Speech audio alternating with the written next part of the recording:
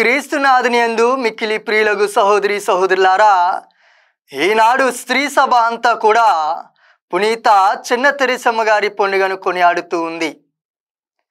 ఆమె ప్రభువు కోసం సర్వం అర్పించిన త్యాగశీలి. ఆమెలో ఉప్పొంగిపోయిన భక్తి. 1873వ సంవత్సరంలో ఫ్రాన్స్ దేశములో ఈమె జన్మించింది. ఈమె చిన్ననాటి నుండి కూడా మఠకన్య అవ్వాలి అనే కోరికతో జీవిస్తూ ఉండేది. ఆ విధంగానే ప్రభు యొక్క పిలుపుని గ్రహించి ఆమె ఒక మఠకన్య అయింది. చిన్న వయసులోనే ప్రాణాంతకరమైన క్షయవ్యాధి సోకి చిన్న వయసులోనే 24 సంవత్సరాలకే ఆమె మరణించింది. ఆమె జీవిత విధానం మనం చూస్తే తాను నమ్మిన ప్రభువును ప్రపంచమంతటా కూడా తెలుసుకోవాలని మరణ పడక నుండి ఆమె ఉపవాస క్రియలు, ప్రార్థనలు, తపోక్రియలు చేపడుతూ ఉండేది. తమతో ఉన్న మఠకన్యలు ఆమె చేస్తున్న క్రియలను చూసి ఆశ్చర్యపోయేవారు.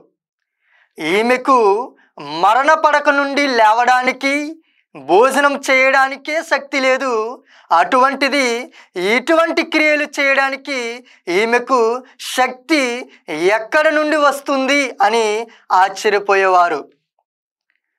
దేవునిలో విశ్వాసం కలిగి జీవించే వారికి దేవునితో సంబంధం ఏ విధంగా ఉంటుంది అంటే, వేదనలో, కష్టాలలో, నిరాశలో కృంగిపోయిన వారికి, బాధలో కన్నీరు కారుస్తూ ఆ యొక్క బాధలను అధిగమిస్తూ ఉన్నప్పుడు, ఆ యొక్క వేదనల నుండి, బాధల నుండి ప్రభువు లేవనెత్తినప్పుడు ఆ ప్రభు యొక్క శక్తి, ప్రేమ, ఓర్పు, ఓదార్పు మనం తెలుసుకోగలుగుతాం.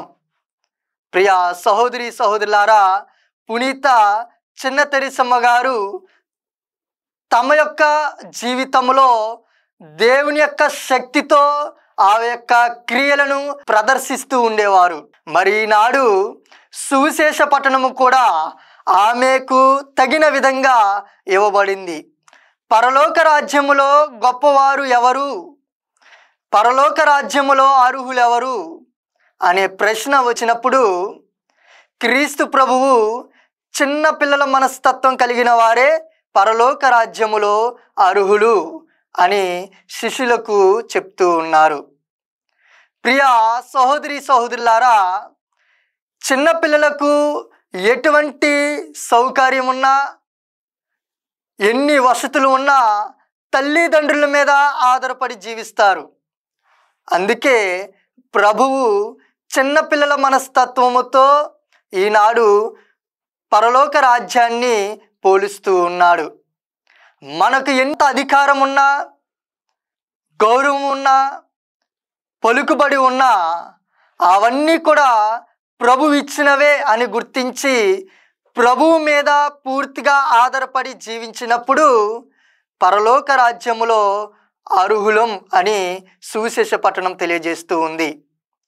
కావున ప్రియ సహోదరి సహోదరులారా, పరలోక రాజ్యానికి అర్హులు కావాలంటే దేవుడి మీద పూర్తిగా ఆధారపడి పునీత చిన్న తెరిసమ్మ గారి వలె వినయ విధేయులతో జీవించడానికి ప్రయత్నించుదాం. ఆమేన్.